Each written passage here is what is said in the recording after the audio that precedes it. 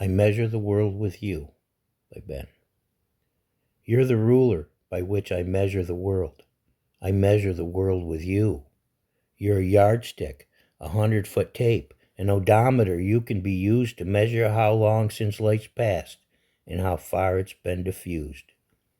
The shadow you cast is great. I consider. Time goes, and I know the time's coming when time will have to be made. I'm a big boy now, don't want to, but I know I'll have to leave the protection of your shade. Or more correctly, your shade must leave me. It happens to everyone. We all go away. Leaving shade invites the fear that I will be measured in bright light. But if you measure me, you better bring a mic.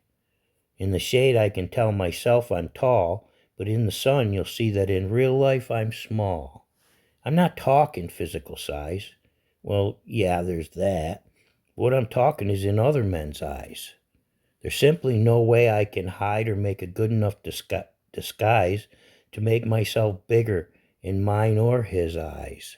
There's no way I can measure up, so you better learn to measure down, 'cause next to my dad, I'm nothing but a clown.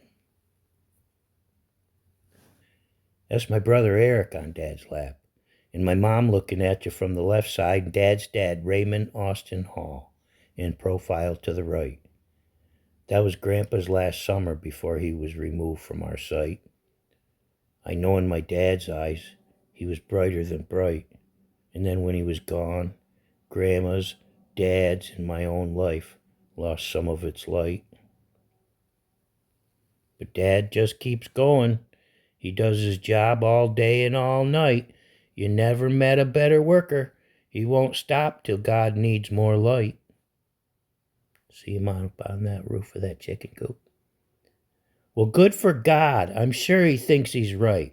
But I don't know what I'll do or how I'll survive without his light pointing my way, or the examples he set for me each and every day. He taught me how to step up to the plate. He taught me to keep my eye on the ball. He said, hit me in the chest. Look where you're throwing. But what he taught best, what he taught most, was to be proud. Proud of being a man. Proud of being a Hall. In baseball, what he learned from his dad, he passed to his son. Maybe not all of them, but at least this one. We watch a game or highlights to find out which team won, and it makes me glad God allowed me to have been his son. If you knew what I know about the man, he was a guidance counselor in life. So it wasn't just me he tried to help thrive. He made sure they were all primed for success. Just like me, got 'em ready and stood right on the starting line, and with a little push, he sent us out to find our life, with nothing to prove, everything to win, and nothing to lose, till we gained what he knew we deserved, a simple, happy life here on this earth.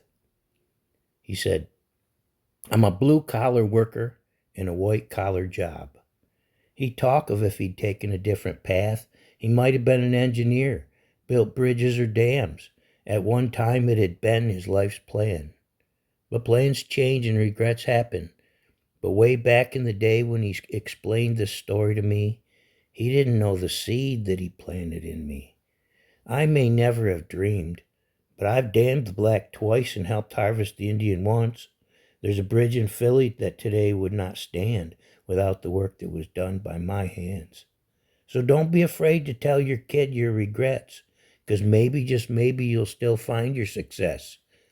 Vicariously in the work of your daughter or son, you'll find that their battles were once almost your own, for you, perhaps, a path not trodden, for them, a challenge to be won.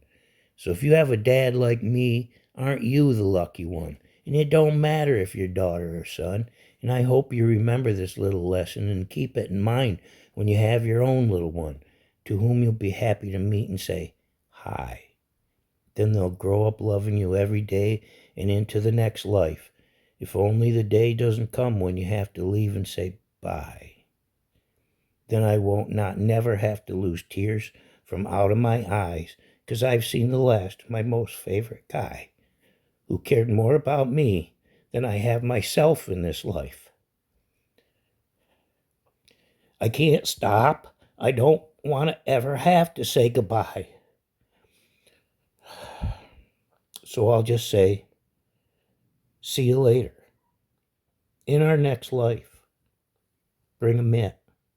Get behind the ball. Take it like a man if you get hit. Remember, you're a hall.